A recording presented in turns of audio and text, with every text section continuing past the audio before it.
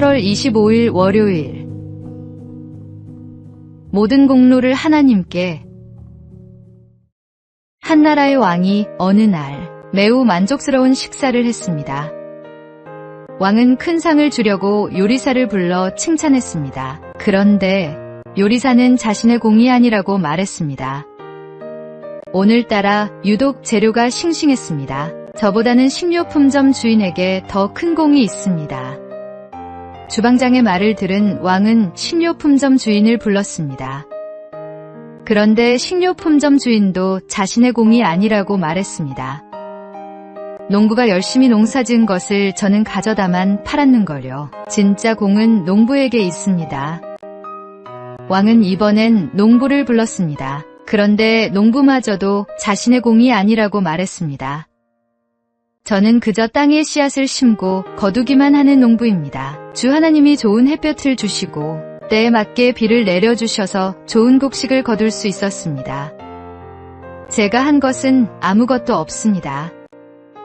모든 일을 내가 한 일이라고 생각할 때 감사할 일이 하나도 없지만 모든 일을 주님이 주신 은혜라고 생각할 때 감사의 제목이 넘쳐납니다.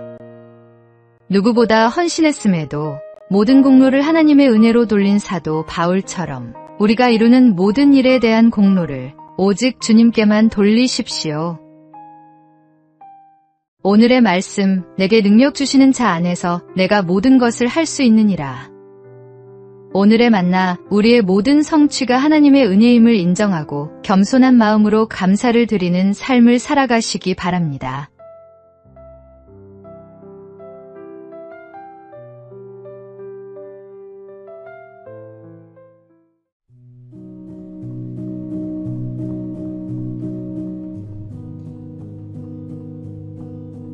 (8월 26일) 화요일. 받은 복을 헤아리라. 고린도후서 8장에는 마게도냐 교회와 고린도 교회라는 완전히 다른 상황에 처한 교회가 나옵니다. 마게도냐 교인들은 매우 가난했으나 고린도 교인들은 부유했습니다. 마게도냐 교인들은 제대로 성경을 배우지 못했으나 고린도 교인들은 최고의 제자들에게 성경을 배웠습니다. 그러나 이 두 교회에는 더 크고 결정적인 차이가 있었습니다. 바로 헌금입니다. 더 못 살고 제대로 배우지 못한 마게도냐 교인들이 오히려 고린도 교인들보다 훨씬 더 많은 헌금을 드렸습니다. 이런 이유로 사도 바울은 몇 번이나 마게도냐 교인들을 칭찬하면서 고린도 교인들에게 이런 모습을 배우라고 종용했습니다. 그 이유는 고린도 교회 성도들 역시 매우 훌륭한 성도들이었지만 훨씬 열악한 상황에 처한 마게도냐 성도들보다 적은 헌금을 내고 있었기 때문입니다. 주님을 목숨보다 소중히 여긴다고 고백하면서 헌금 드리는 것을 아까워하는 사람의 믿음을 누가 진실로 여기겠습니까? 이런 이유로 사도 바울도 고린도 교회 성도들에게 말과 지식이 풍성한 만큼 주님께도 풍성하게 드릴 것을 권유한 것입니다. 세상의 모든 것을 아끼지 않고 우리에게 주신 주님께 우리는 무엇을 드리고 있습니까? 받은 복을 헤아려 보십시오. 우리의 믿음을 따라 주님께 드릴 수 있는 최선의 것을 최대한 많이 망설임 없이 드리십시오. 오늘의 말씀, 각각 그 마음에 정한 대로 할 것이요 인색함으로나 억지로 하지 말지니 하나님은 즐겨내는 자를 사랑하시느니라. 오늘의 만나, 하나님께서 주신 은혜를 헤아려 보고 그에 합당한 감사의 예물을 기쁜 마음으로 드리시기 바랍니다.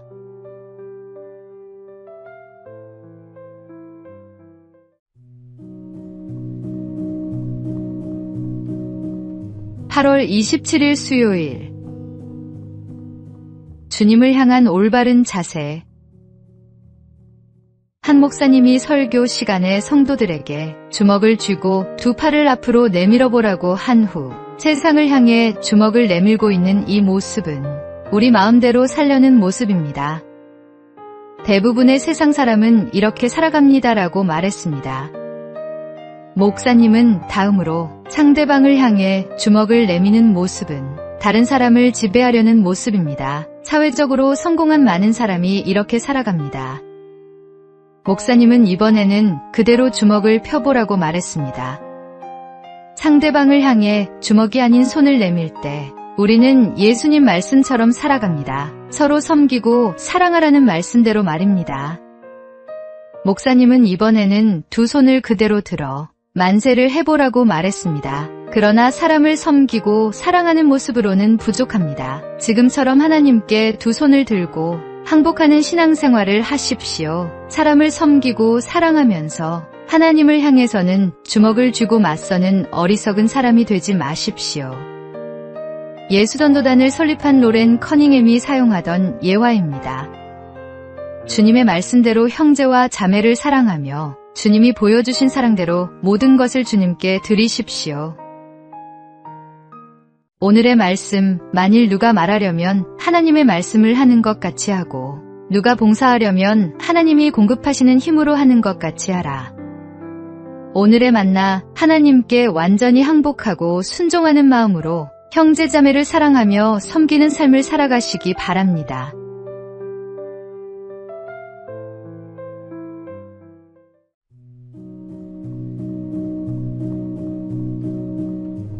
(8월 28일) 목요일. 작은 일에서의 충성. 어느 해 마지막 날, 한 주인이 집안의 종들을 불러 볏짚을 한 단씩 내주며 새끼손가락보다 가늘게 새끼를 꼬아 새해 아침까지 들고 오라고 명령했습니다. 주인이 들어가자 종들은 투덜대기 시작합니다. 채, 지독하네. 섣달 금음 날까지 이렇게 부려먹고 싶나. 게다가 손가락보다 더 가늘게 꼬라니 참나. 그렇게 불평하며 어떤 종은 잠이 들었고 다른 종들은 귀찮아하며 새끼손가락보다 몇 배나 굵게 꼬아서 빨리 볏짚을 소화했습니다. 하지만 늘 충성스러웠던 한 종은 아무 불평 없이 주인의 명대로 순종해 혼자서 눈을 비벼가며 밤새 수고했습니다. 새해가 밝은 다음 날 아침, 주인은 작년 한 해 다들 수고 많았다.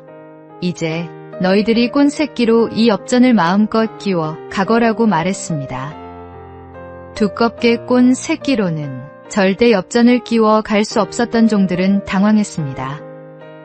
후회막급이었지만 별도리가 없었습니다. 결국 주인이 명한 대로 충성되게 밤새 새끼를 꼰 종만 많은 엽전을 가져가 평생 종살이를 면했습니다. 작은 일에서의 충성이 큰 상급으로 이어졌던 것입니다. 하나님께서도 우리의 작은 순종과 충성을 보시고 더 큰 것들을 맡기십니다. 오늘의 말씀, 지극히 작은 것에 충성된 자는 큰 것에도 충성되고 지극히 작은 것에 불의한 자는 큰 것에도 불의하니라. 오늘의 만나, 작은 일부터 충성되게 감당하며 하나님께서 더 큰 사명을 맡겨주실 그날을 준비하는 성실한 일꾼이 되시기 바랍니다.